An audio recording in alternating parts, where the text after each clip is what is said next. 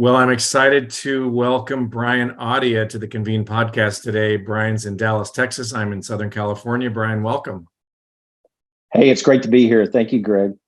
Thank you for your not only love for, but your support as a partner and friend of Convene. I know you've been in a Convene group in Dallas, and we think that's a good thing because so much that's good and true and beautiful about how business leaders use their companies as vehicles for the kingdom really gets birthed in a peer-to-peer group that we call Convene, and you know that firsthand, right? That's right. And I've been in Convene in a group for 6 years myself, under the tutelage, I guess that's the right word, of Ken Stiles.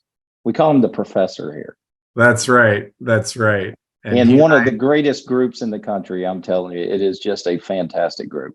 Exactly. I want you to tell our listeners just a thumbnail sketch of you, because I'm sure you'll do a much better job than me trying to recite it. But I feel like we're kind of cut from the same cloth. You and I are, can I say, practitioners, not theologians. Okay. We like to pretend like we're theologians from time to time, right? That's it. We get the full orb perspective of the theology of work and the practical nature of trying to make a buck.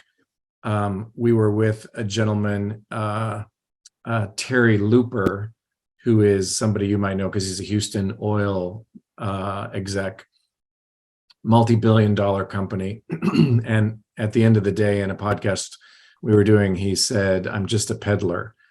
And really, that's kind of what we all are, if you want to boil it down to the nubbies. But tell listeners who you are.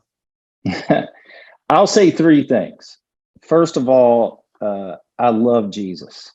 And I hope that everything that I do in my work, that he pours out of me like living water.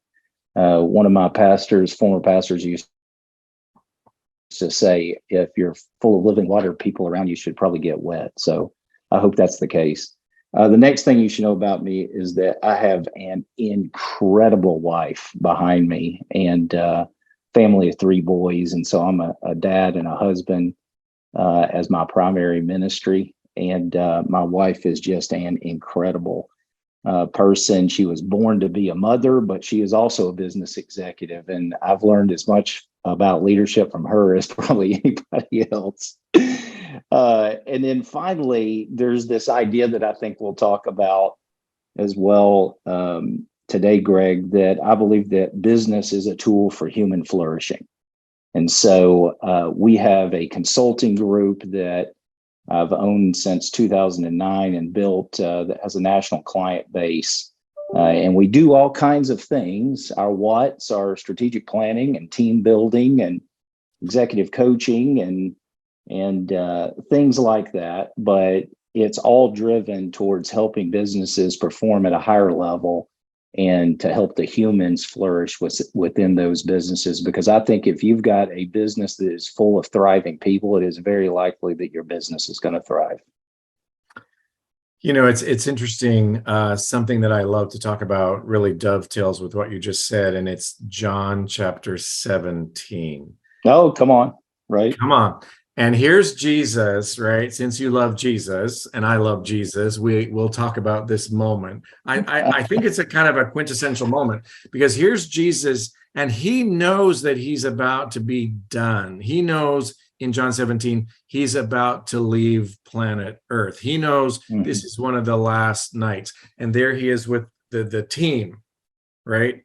That's right. And he prays and says to God, essentially, "You gave me these tasks to do?" That's not the first thing it says. He says, "You gave me these people." That's right. You gave me these people. That's right. I showed them you. I completed the work that you sent me to do. I'm in you, Jesus saying, I'm in God. You, God, are in me. I am in them, and I'm out of here. Yeah, right. I kind of thought, you know, if you're on your deathbed and you think the doctor tells you death is imminent. You used to run a $10 million company, but you got cancer and you're dying. You don't say, how's the EBITDA tonight? Right? You say, I had 100 people. I hope you say, I had 100 people that God gave me. I showed them Jesus. That's right. And I did the work that you wanted me to do, not to put the work in second place. That's right. Right? Because making great tables is really important, and making great software is really important, and making spaceships that fly to the moon it's all super important. That's But right. we can't leave out the people. So talk about that. Yeah, listen, I think it's primarily about the people. And so we kind of have this principle that if the business is full of thriving people, it is highly likely that your business is going to thrive. So it's not a dichotomy. You can have both. But let's start with what's most important in God's economy, which is, to your point, none of these ratios that we look at as business people all the time. It's how are the people doing? Are the people thriving? Ultimately, the platform that God has given us as business leaders is a ministry platform. So when he's given us these businesses, it's a ministry. And the first line of ministry for us is our employees and the contractors that work for us. It's not even the customer, right? You've heard this, customer is king, customer comes first. That is absolutely incorrect.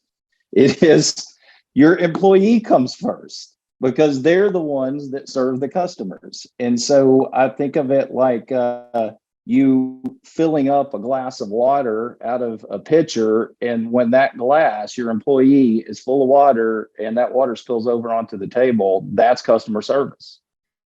And so we've all been served by people who love the company, that are happy, that are treated well, and are thriving, and they give great service. And so when the employee does well, the customer does even better. And when the employee is doing well and the customer is doing better, the shareholder is better, right? So this platform that you've been given is a stewardship issue. And it is not primarily about the money. It is primarily about the people. In the company I worked for 20 years, we were $9 billion. It was called Service Master. And what we said is, and first, I guess I have to say what our 4 objectives were to make this make sense. So number one, honor God in all we do. Amen. Number 2, pursue excellence. Number 3, help people develop. Number 4, grow profitably. And people would say, why is profit last? And we would say, well, if we don't have profit, we don't actually have a company to honor God. So our ultimate objective is to honor God, but we can't do it without profit. So our president wrote a book called The Soul of the Firm. I think it was called The Soul of the Firm, where in a chapter, he has a chapter called Profit is a Virtue. What's the virtue? The virtue of profit is that we can actually have a company that honors God. We can't have a company that honors God that is not profitable. It's called bankrupt. Right. You need resources to invest in the people and products. And listen, I think part of products and services, investing in them and developing them, I love the pursue excellence piece too, is something that's very honoring to God. And that's a reflection of God's character, because he's a creative God and he wants us creating great things that honor him. And so, there's this idea that, by the way, my favorite economist of all time is I'm going to let him go nameless, because I'm going to say the one thing he said wrong, right? It was Milton Friedman was his initials. I'll just give you that. He said that the purpose of business is to create value for the shareholder. And even though so much of everything he said and did was so dead on the money, so to speak, that set business management back 50 years, because that is not the purpose of business, especially when we understand God's kingdom. The purpose of business is that human beings would flourish and that we would advance the human race in accordance with God's will. And so pursuing excellence, developing great products that change people's lives, serving people in a God-honoring way and creating value certainly leads to wealth creation, which is good and healthy and holy as well. Okay, somebody's listening out there in the world and they're saying, okay, Brian, Greg, that all sounds very esoteric and very wonderful, even though you said some things about profit and you said, Right. How do I do this? Somebody's saying, okay, I believe in people. I'm a person who loves Jesus. Mm-hmm. I do have a board of directors or shareholders. I've got 50 employees, and we're just pedal to the metal, work. If somebody leaves, I replace them. Right. I make money so I can give to the Jesus film or my church, which, by the Yep. way, since a lot of people are listening, there's nothing wrong with giving money to the Jesus film. That's right. And I give money to the Jesus film, and I love the Jesus film, the most successful evangelistic tool in history. But is it true you're supposed to just make money to give away to missions? And like, how do I implement these big ideas that you're espousing? Yeah. Hey, listen, I love the idea of creating a profitable business or even taking it off the top line as a commitment and giving to these very worthy causes. That's absolutely something that is healthy and holy. However, I think you would agree with this, Greg. I would just challenge people to think about that being a secondary way that you give back, a secondary type of ministry, and that the primary way of developing your business should be to think about the business itself as the primary ministry and the people that work for you as your primary ministry specific focus. And so one of the things that we'll look at, it's not just the right thing to do from a God perspective. Every single person that comes to work for you should be in a position to thrive and become every single thing that God ever intended for them. They should flourish in the work that they do for you. Whether they're on the janitorial team or they're in the executive boardroom or anywhere in between, they should be developed into the greatest thing that they could ever develop into, because that will honor God. That's what he made them for. And they'll create. And when you take somebody, let me go off on this for a second. You take somebody and put them into your organization, and it's a healthy culture that honors God, that delivers great products, that makes a profit, all those, and you put them in a position to succeed because they're in the right role and responsibility for the way they're wired. And you put a team around them that makes them better, that encourages them and holds them accountable and supports them, and they have a path to grow, and you invest in their development. Those people go home and they're better spouses, they're better parents, they're better neighbors. And you do that with enough households, you change the community. You get enough businesses doing that in a community, you change a city, and you can change a state, and you can change the world that way. So I think it's buying into that philosophy first, and then committing to systems that will deliver that type of company. So, Brian, that is the radical opposite to what some people listening might believe, which is employees are there to provide value for me, the owner, to accomplish my company's objectives. And that's how I see it. What would you say to that person? Yeah, I would say respectfully, that's ridiculous. I love it. For all the reasons you just said. Yeah. Listen, it goes back to this great quote in Braveheart that William Wallace had, right? That was along the lines of, when he was speaking to the leaders, you think that the people are here to give you position, but you're in this position to give the people freedom. And that is the truth. And by the way, I'm not saying, just to go back to that profit thing that we've already said this, but I'm going to drive a stake in the heart here. We're not saying you can't have profit. As a matter of fact, all the research and data and science says you build your business this way, by the way, which was the way I feel like God wants businesses built. It's in his word, and it's been there for millennia. you build your business this way, you can have your cake and eat it too. Because the companies that have the highest level of technical employee engagement in any industry, in any market, will always, over time, outperform markets and competition. So build it the right way, God's way, play the long game, and invest in the people, and you're going to win in business too. Have you, so for those people listening, they might think we've known each other for 20 years, but we've kind of just met recently. Have you heard of the service profit chain? Oh, sure. So the service profit chain basically says that when you have a new employee and you give him the last employee's t-shirt that's the wrong size, with a stain on it, and you apologize, you bring them to their workspace and you say, I'm sorry, we didn't get to clean the desk out from the last guy. Mm-hmm. And oh my gosh, there's some spilled juice and French fry, chili from the last guy. I'm sorry. This is not how we treat our customers. And so we want you to treat our customers with excellence.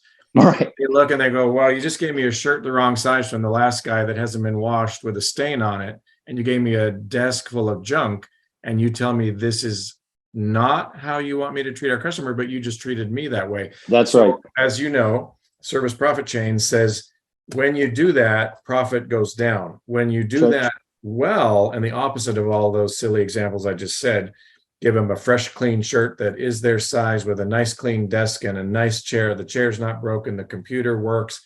And you say, this is how we treat our customers. And they go, well, obviously, and profit goes up, right? That's right. That's exactly right. The way you treat your people will spill over onto everything. And when the employees are not only satisfied, but highly engaged, guess what? They don't take as many sick days. You don't have as much turnover. It's built-in innovation. When they're motivated by your purpose and they're treated well and respected and developed, they come up with ideas you never would have come up with. They come up with ways to save money for you. They will come up with better routing systems. It's built-in innovation. It's built-in cost cutting. It is built-in less sick days. It's built-in less turnover. Listen, we've got a client right now in Houston, just popped in my head as we're talking about this, that has put these principles into play. And they are on track to save $1 million in real dollars in turnover this year. So you can have unbelievable financial benefit by doing it the right way. And that's what I want to encourage people to consider. Mm-hmm. We Convene has a group in Chicago. I won't go into grand detail on this because it's a bit of a rough story. And they are a trucking organization that ships product. Across the street is another trucking organization that ships product. And an employee walked in the door of this very large company and said, I'd like to work for you as a truck driver. And they said, well, this is kind of how it works here. We pay you like this, and this is how it goes. And it was all very normal and right and good, and nothing cheap. Right. And he said, well, I think I'm just going to go across the street because over there, they pay me like this, which is what I want. They pay me more. They pay me a bonus to sign on, and I can pick my whatever days, right? So the days of saying, look, you work for me, and this is how it works here. So if you want to be blessed by working for me, you can accept my terms. Aren't those days kind of over? Oh my gosh. You've heard of the Great Resignation, right? Yeah.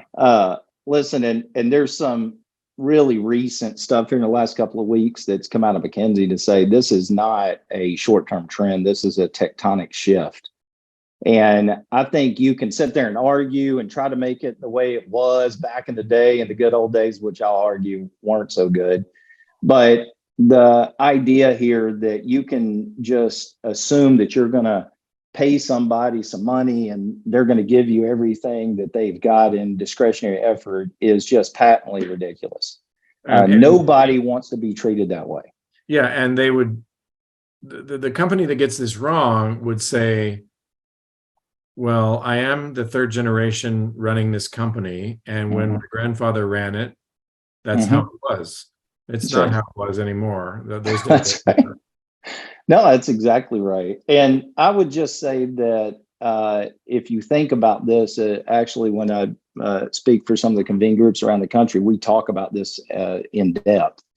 And so I think there's a real principle here is that Tracy Maylett, Dr. Maylett from BYU, wrote a book on this, and he talked about how important the mission and purpose of the organization is, and that if you attract people and build a purpose-driven brand in a way that motivates and inspires the workers, and they want to join you, not only are you already committed to taking care of them and getting them the benefits they need and paying them properly and treating them well, but they'd be willing to take less because they're motivated by the purpose anyway, and they're going to give you more effort.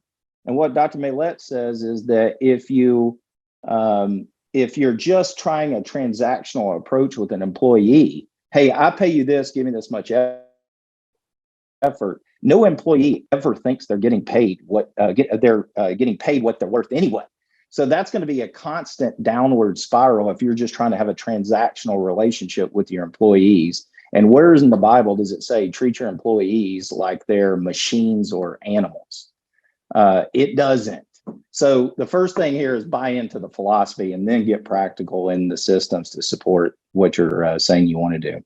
Mm-hmm. You may remember I worked in the academic side of life for 13 years. So this word— My degree's in education too, by the way. There you go. This word that you used, human flourishing, Yeah. I think is a word that emanated from academia, and that's okay. But I think a lot of business leaders might think it's a little bit esoteric. Is there some other words you would use for create human flourishing? Like for me, Sure. it's, I would say, love people. But what would you say? Sure. You said, oh, that sounds very lofty. Now, listen, I love those words. I love loving people. I want it to be very practical and something that can be measured too, by the way. And so enriching the lives of others, changing lives, flourishing, any of those ideas are the right idea. I go back to use love. I'll go back to what I'll say are the core values of the New Testament, the fruit of the Spirit. And so love, joy is second. So I'm gonna say start with love, that's the greatest. But joy is the idea. If I was just going to put it in one word, I want my employees to have joy in what they're doing. Listen, we need to make money. That's important in business. It's important, no question about it. But people were made to make meaning, not money. And so long before there was money, God gave us work to do. And it's important for us to flourish in the work that we're doing. And so as a business owner, I just want primarily my focus to be on how do I set people up for success? And if I can do that, my business is going to be successful. I will trust that to God. David Ulrich, #1 HR speaker guru in the world, did a longitudinal study. And he said to employees, what's the #1 thing you want out of a job? And their answer was what you just said. Their answer was, the #1 thing I want is meaning. Yes. But I think that most employers think the #1 thing people want is a paycheck. And it's actually both. They want to get paid. Yeah, that's right. If they can work for a place that has meaning, I think they'd maybe take a little less, but we won't. Yeah, that's right. But the point is, I think most employers think employees don't want meaning, but the studies say they do. It's #1 in every study, every single one. It is, and this is why I love helping companies develop purpose-driven brands, because if you will build a strong brand around your purpose that gives great meaning to what you're trying to achieve as a company in a long term, not only do the employees give more of their discretionary effort, they want to come and work for you. You're bringing warm embers into the fire of the company, and it becomes a blaze because they already resonate with your purpose. And they want to be a part of something bigger than themselves. And so I don't think we're having these conversations enough at the leadership level. You may think it's about money. And let me just say, to check that box, money is one of the drivers of engagement. But in every study, meaning is number one, and money is the last driver. It is the one that moves the needle the shortest, and it is also the one that moves the needle in discretionary effort the least as far as effort's concerned. So it is important, but it's the least important. Yeah. So someone listening to the time that we're having here might be saying, okay, I need help. I'm in, but I need help. How can they find you and get some help? Sure. Well, our website, goaudia.com, GOAUDIA, is an easy place to get in contact with us. They're certainly welcome, especially those on this podcast, to email me directly. So baudia@goaudia.com is an easy way to do that. I would say this in relation to what's needed sequentially. When I speak, here's what I usually see is, first of all, buying into this philosophy that, hey, you know what? I might not have it figured out. I might have some questions on whether this is really going to be profitable or not. It will be, I promise. But even if you're second guessing that, but the Holy Spirit of God is convicting you that what Greg and I are talking about is correct, and you want to dive into a little more, the first thing is buying into the philosophy. And that this is the right thing. What I'm listening to is correct. God is affirming that. And if you buy into that philosophy, then the next level is just, how do I create the operational systems to support what I'm saying I want to achieve with my business? And that's what we go in and work on with these business Cool. owners. Well, I feel like I want to ask you, what's your favorite leadership book of the last 25 years or so? What would you say? Listen, as you can see behind me, Greg, because we're on the Zoom, I've got a few books up here on the table. Yeah. And so I love Patrick Lencioni's The Motive, because Okay. it's talking about this idea of purpose and mission. So just a fantastic book. Cool. Well, Brian, thanks for your partnership with Convene. We're very grateful. Thanks for your membership with Convene, but maybe most of all, thanks that you're helping businesses around the world to really get it and really be a company that honors God, that advances the kingdom, and that helps people flourish, or AKA feel loved. We're grateful. I'm just completely honored to be here, and I'm just another voice that God's using. There's so many, even listening to this podcast, that I've learned from. So it's a real honor, and thank you for Greg for everything you've done as well. Thank you.